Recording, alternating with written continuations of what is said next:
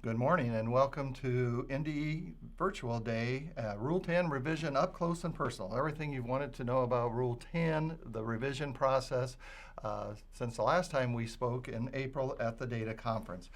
My name is Don Losky. I'm the Director of Accreditation here, and with me I have Dr. Mickey Scharf and Dr. Brad Connor.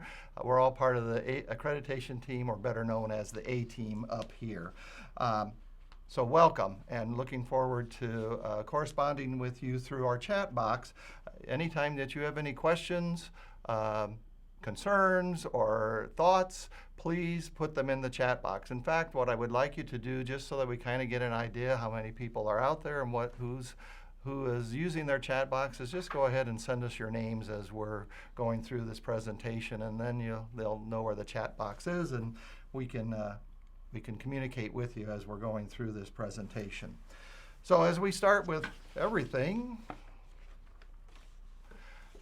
starts with our mission here at NDE, to lead and support the preparation of all Nebraskans for learning, earning, and living. Everything that we do up here needs to be supported and falling under our mission statement.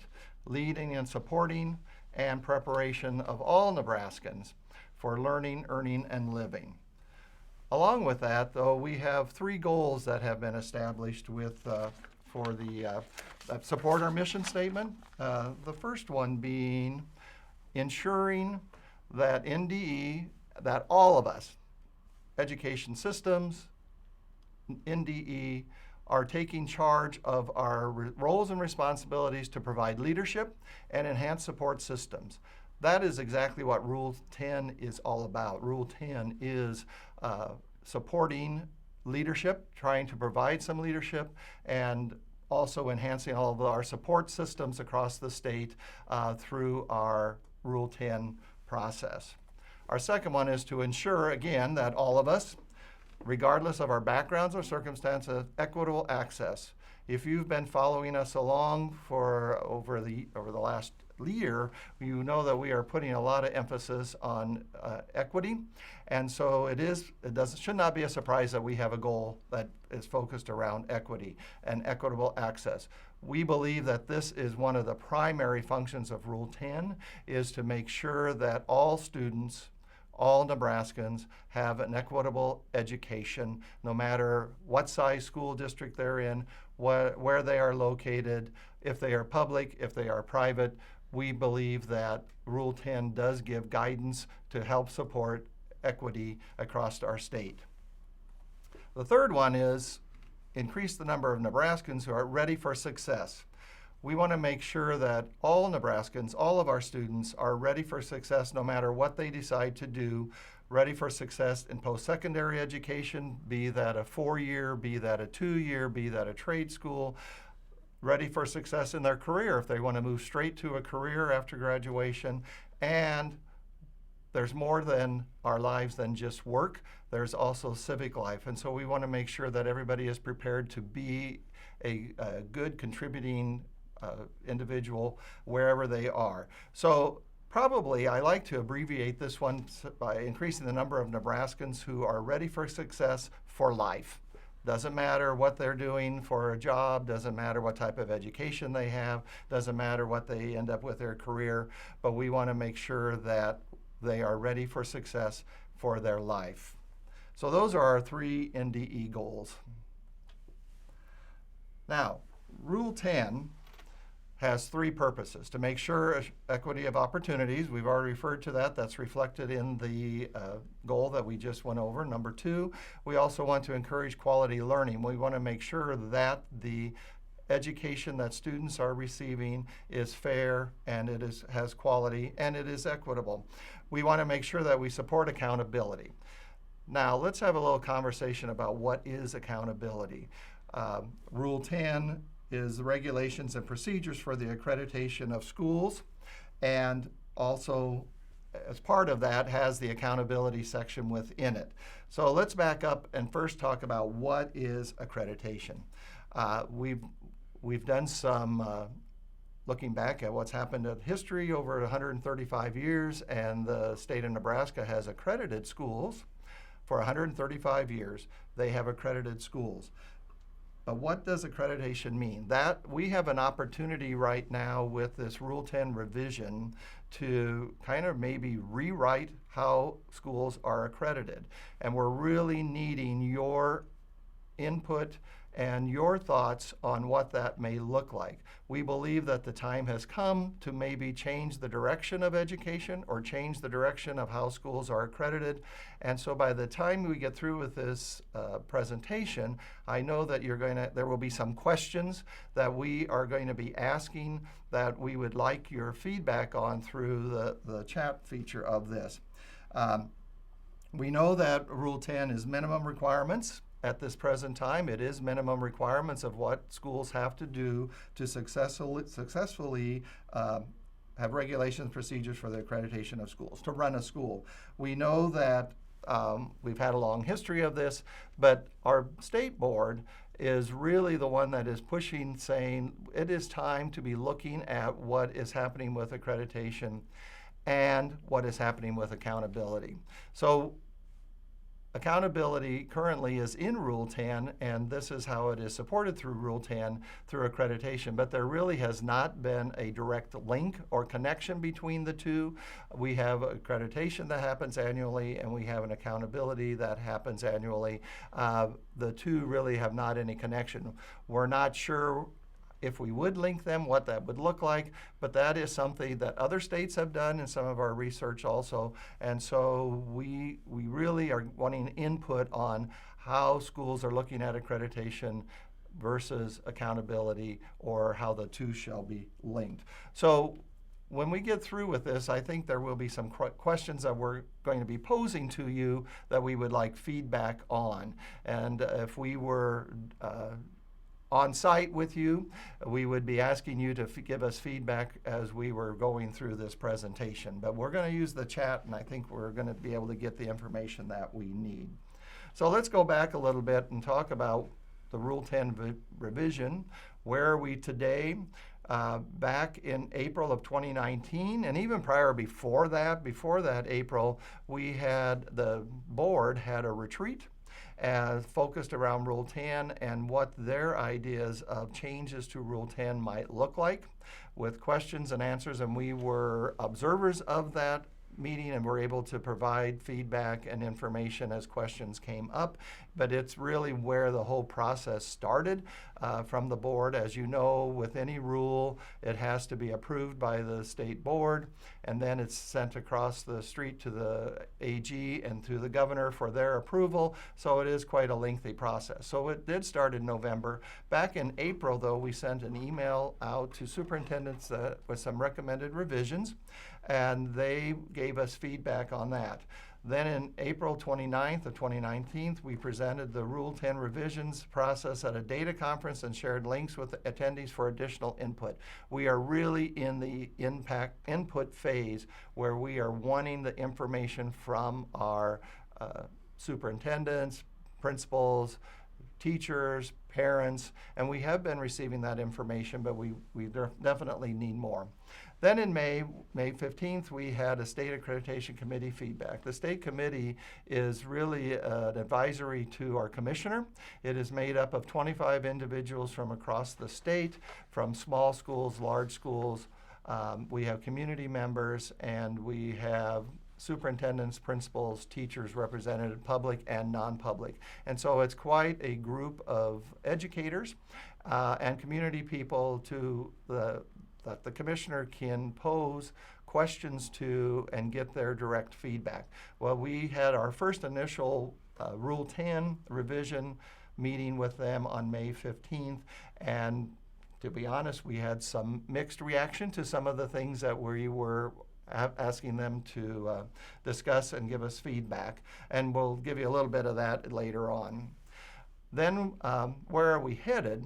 On June 6th, we had engaged the state board to gather feedback and direction for draft. We had a presentation at their work session, at the June work session, where we gave them an update of where we had come from and where we headed to get some additional information from them.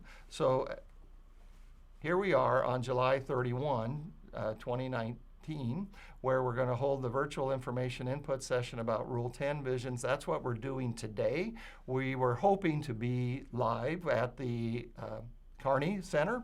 Unfortunately, that didn't work out, but I think this will still serve our purpose for getting the information that we want. So virtually, we're going to be asking you to give us some information on some questions that we're going to be posing at the end here and on any of the information that we have. Please, as we are going through this presentation, be sending us the questions in the chat room now, because we're available to answer questions as we're going through this presentation. You don't need to wait till the end to do that.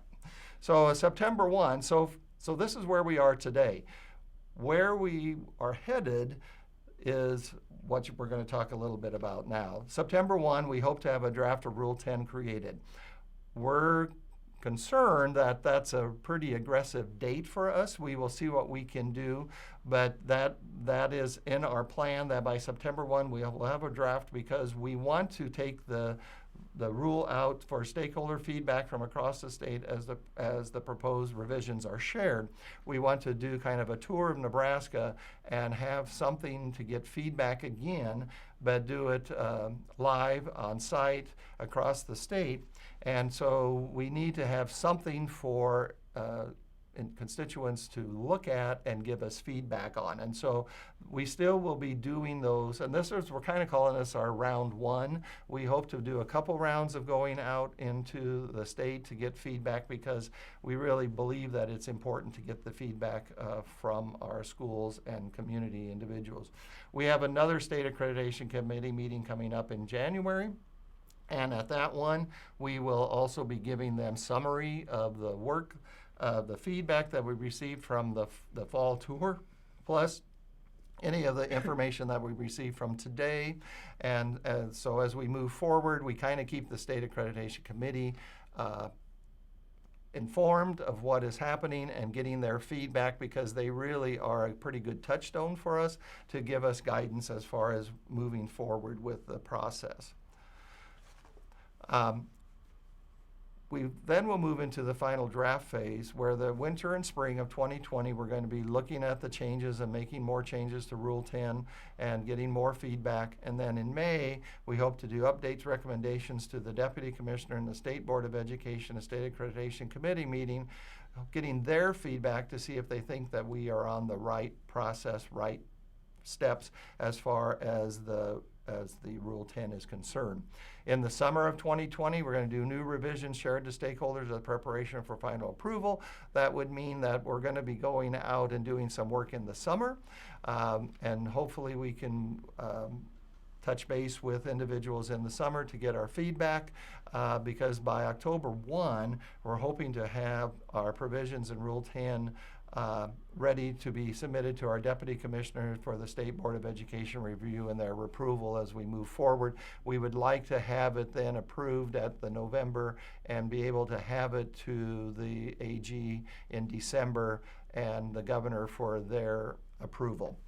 It's a pretty aggressive timeline, and it's kind of taken over our lives here, but we believe in this process, and we believe that we can make a difference in what we're doing, but we cannot do it alone. So when we had the board retreat back in November, they came up with what they called major points. And we're just going to kind of go over these, and these have kind of been our guiding stars, our guiding items that are driving the work that we are doing. They wanted us to look at, just because these were a major point, let's just talk a little bit about that. These are suggestions, ideas, things that came out of the retreat that the board wanted us to look at as maybe possible or maybe not. And so there are things that we have been focusing on. The first one, linking AQuest accountability system with accreditation. We have an accountability system, we have AQuest, and that is always being tweaked and changed and updated, but it's a good process that they have in place. It is found in Rule 10 under the accountability section, but it is not really a part of the accreditation process. The biggest difference between accreditation and accountability is accreditation really is focused around the work that the school does.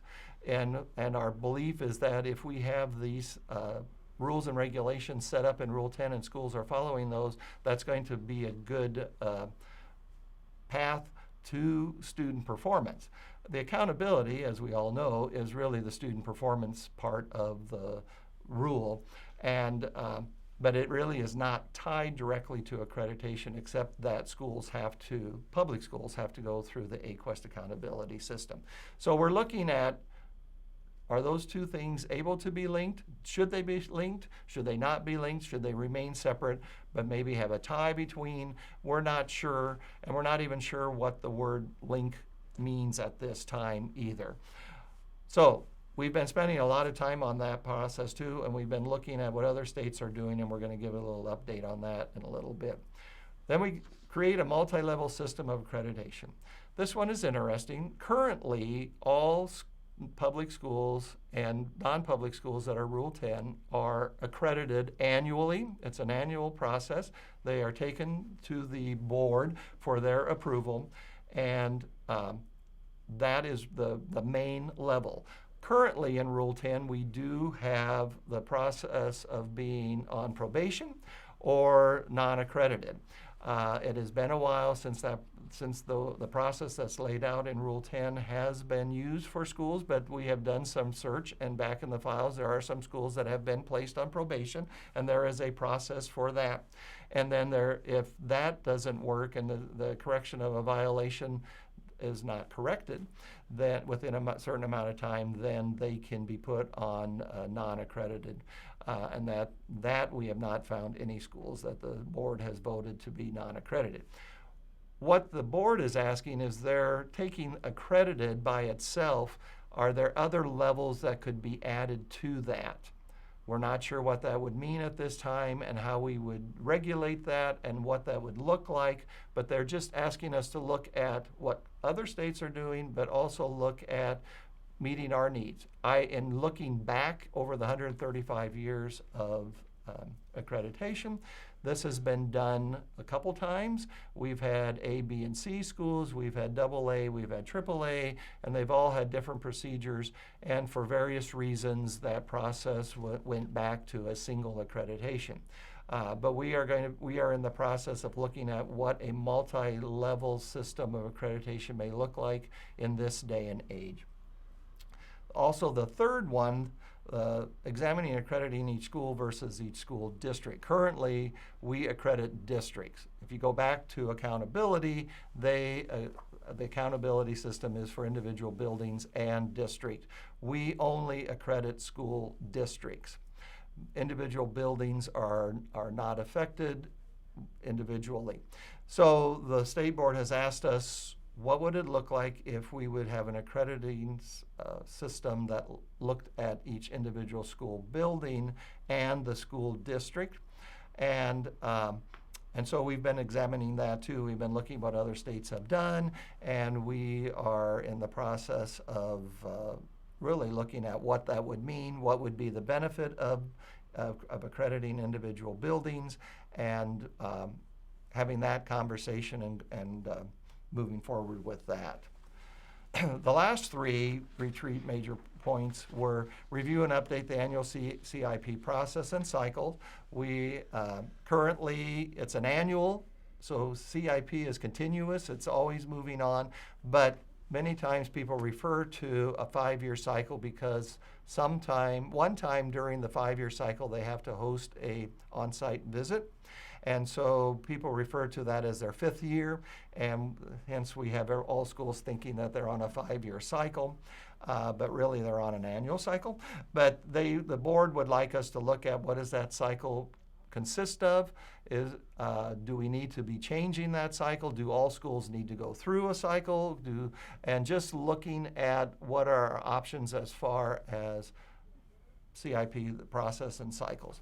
General compliance is really dealing around what is required statutorily and what is not. Do we need to, and about 50% of Rule 10 is supported through statute, the other is supported through rule, and so we've done a pretty extensive look at what is statute and what is rule, and having that conversation with the board as far as what direction would they want us to go? Do we want it to become just based on statute, or do we want a best practice? Do we have some other guidance that we could go along with the Rule 10 also? And then the third, or the sixth one, is really researching how local school boards can take a more proactive role. Currently in Rule 10, it basically just says that school boards promulgate rules and regulations, board policies, and so forth for their school district, and really the responsibility falls under the superintendent to make sure that all the new policies and procedures are in place. And so the board has just asked us to look at currently what else could we expect or want or suggest that school boards do to maybe take a more proactive role than that. Again, that is just an area that we're looking at. Again, we're looking at outside of the state. We're looking at within the state, getting feedback from superintendents and other stakeholders as far as what do we mean by a more proactive role. So with that, I'm going to send this over to Mickey, and she's going to talk about some of our responses from our stakeholders to date. Good morning. I'm Mickey Sharp. I'm the newest member of the accreditation team with Don and Brad, and as always, I love listening to Don talk. He has immense historical knowledge about Rule 10, and for a new person, that's very, very helpful. I'm just going to walk you through the April 2019 email. It was a revision form sent out to all 244 school districts across Nebraska, gathering that first round of input. The format for that included identifying a certain section, a specific regulation, and then having the person kind of write a draft for revision. We got a decent cross-section of submissions. We're hoping for more, so that process continues to be open. It continues to be accessible. Maybe after these NDE days and admin days, people will want to access that and provide more input. We received submissions from superintendents, from directors, curriculum, elementary, secondary education, some instructional coaches, non-public school representatives, and of course people here at the NDE, administrators and directors, and those that have direct responsibility with what we monitor through Rule 10. Next slide, please. This first round of submissions included Section 306 on e-learning days. We had kind of a spike in these submissions, and that's kind of directly related to the hard winter that we had, the spring flooding, getting input and ideas from those stakeholders on how e-learning could help us meet the 1,080 hours here in Nebraska. We also had some input on multi-site distance learning courses and options. Library and guidance is another high frequency submission. Lots of ideas out there on the number of periodicals, the requirements in Rule 10 for new text, print, or electronic required each year, some input on certification and the endorsement area needed when staffing the library, media, and guidance. And some last areas, definitions, updates, and recommendations. As I mentioned, personnel, directors, administrators from NDE keeping us abreast on new definitions, new language out there in curriculum, in school safety, also assessment. There's some outdated calendar dates, year dates on Rule 10 in regards to assessment. Dr. Connor? I'm going to turn it over to Brad Connor. He's going to walk us through our May meeting time with the State Accreditation Committee. Hi, you know what?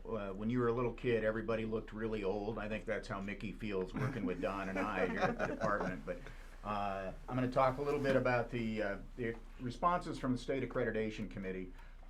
Don did a good job of referencing that this committee is required by law, and their primary role is to give support and advice to this commissioner.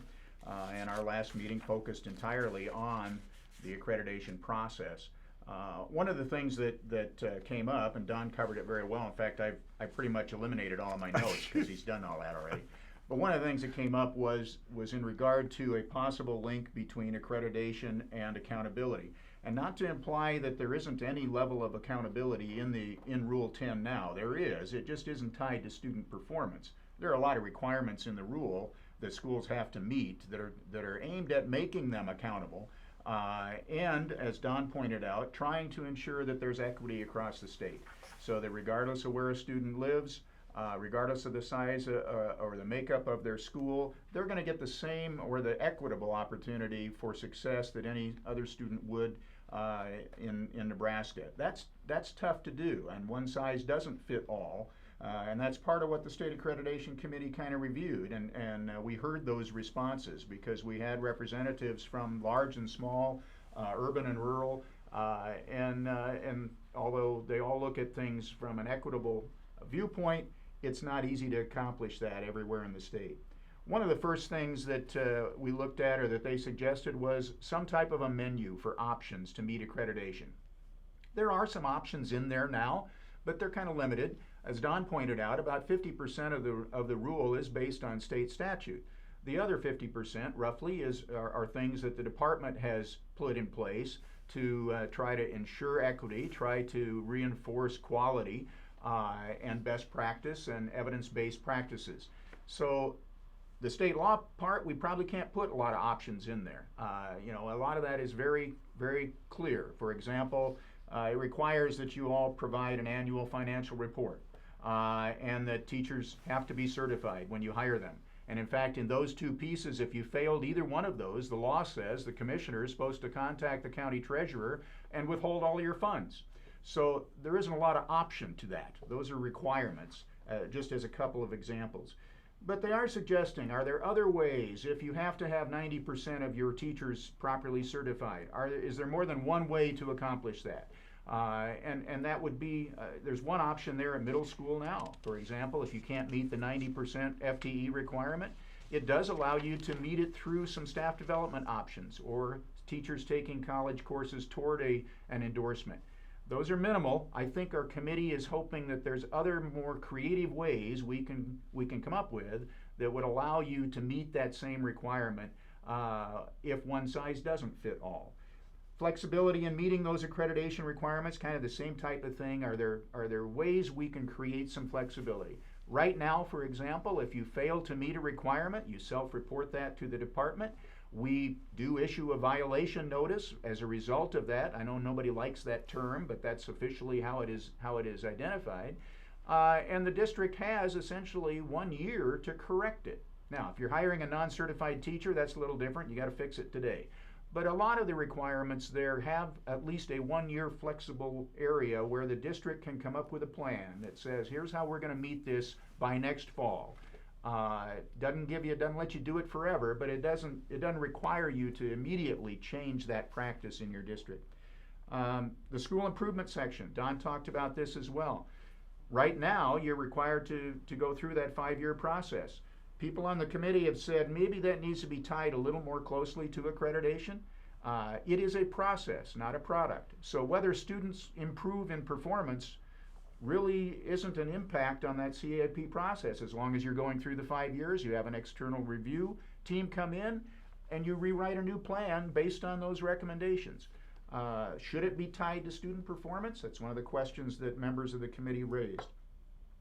And then support current Rule 10 regulations in terms of that loss of accreditation. They basically said it's good the way it is. I know our state board is interested in seeing perhaps some additional options to that. One of the comments a year ago at a board meeting, I recall, was the question that regardless of whether or not students are meeting the state standards, all schools become accredited the same way. And that's true in the current format. And the question was, should that continue, or should there be levels of accreditation? The committee felt pretty much that these were good the way they are now. The next responses, one of the other pieces we've talked a little bit about is AQuest as a model. It's not a rule, although the state law requires the department to put an accountability system in place, which they've done. We use AQuest to serve that requirement, but it is a model that has been created by the department rather than something dictated in statute. It is in Rule 10. You have to report those scores. You have to go through that process. It just isn't tied directly that if your kids are not performing adequately under the AQuest accountability system, that it also impacts your accreditation under Rule 10, as Don's pointed out. Currently, that's not the case. Some people across the state believe maybe it should be linked, tied a little more closely. Not as simple as it sounds. We've looked at some options. I don't think we've come up with a real solid plan to do that yet. That's why we need your input to go forward. Not equitable for small schools compared to others. We pointed that out. One size does not fit all. We have schools in this state that may have classes of 2 to 3 students. The entire school district may be less than 100 kids. How they meet these rules and regulations often is much more difficult than a school with 2,000 kids or 10,000 kids, and ability to hire more people and have some alternative options available for kids. So that's difficult, and we recognize, as do our administrators across the state, that that's often tough to accomplish. CIP is a great process. We need to continue it. Whether we link it or not to the rule, I guess, is still in question. Educate school board members on policies, procedures, and leaderships. And these last two, and team local board members with administrators. Last two are an awareness that oftentimes when we conduct compliance reviews with school districts, it doesn't go much further than the principal and superintendent. And that we'd like to see school board members at the local level be more involved, more aware, more in tune to the types of requirements that their school is having to meet. I don't think that's difficult to accomplish. I think it's just an awareness level. Feedback from the accreditation section in that accountability piece really is an issue in regard to the violations and the frequency of that. Last year, we issued about 80 violations to schools across the state for not meeting the requirements in either Rule 10 or Rule 14. We just received a report this week that identified 52 substitute teachers who were hired last year in Nebraska that were not properly endorsed when they were teaching. A couple of those substitutes taught between 50 and 90 days in a school. And as I referenced earlier, when you look at that section, it requires the commissioner to notify the treasurer that funds should be withheld from that school district. So it seems minor, but it's a state statute. It isn't even just in rule. It is also in law. We have another report that identified 79 schools where instructional units were not meeting the minimum requirements in Rule 10. So in 79 schools across the state, they were unable to provide the minimum number of courses to students to ensure that they do have an equitable opportunity for success. And we're following up on that now to see if that will result in additional violation notices and helping schools create a plan so that that doesn't happen again next year. The teacher administrator certification we talked about is one area that frequently came back as a violation. The curriculum, instructional units, a second. Properly endorsed staff, media specialists, for example, that's a tough one to fill, and we're having schools have difficulty finding those people and being able to meet that minimum requirement. And counselors sometimes as well. So those are the areas that came up most frequently, and we're certainly hoping for some input from you as to whether or not some changes might need to be made. I don't mean to imply lowering the bar necessarily, but are there other ways that we could still meet those minimums and ensure equity for kids across the state? I think Mickey's going to talk next about some of the reviews we did of other states across the country to see how they're addressing this same issue. Thank you, Brad. Throughout the revision process and working with the Board of Education, input from stakeholders, it's also beneficial for us to increase our knowledge of what other states are doing. We've conducted a review of other states, their governing agencies, and how they monitor accountability and accreditation. You'll see the states on there. I think there's 14 or 15 total.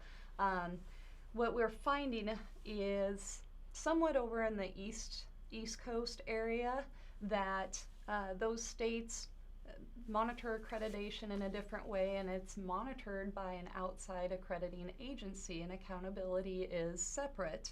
Much like our AQuest, other states do, in compliance with ESSA, have ways to monitor student performance, interact with schools, and funding linked with that. Another thing we looked at when we looked at states was, do they accredit by district or buildings? Both Dawn and Brad, as we talked about what we're looking at in our current Rule 10, how are they accredited? Similarities between Nebraska and other states, differences between Nebraska and other states.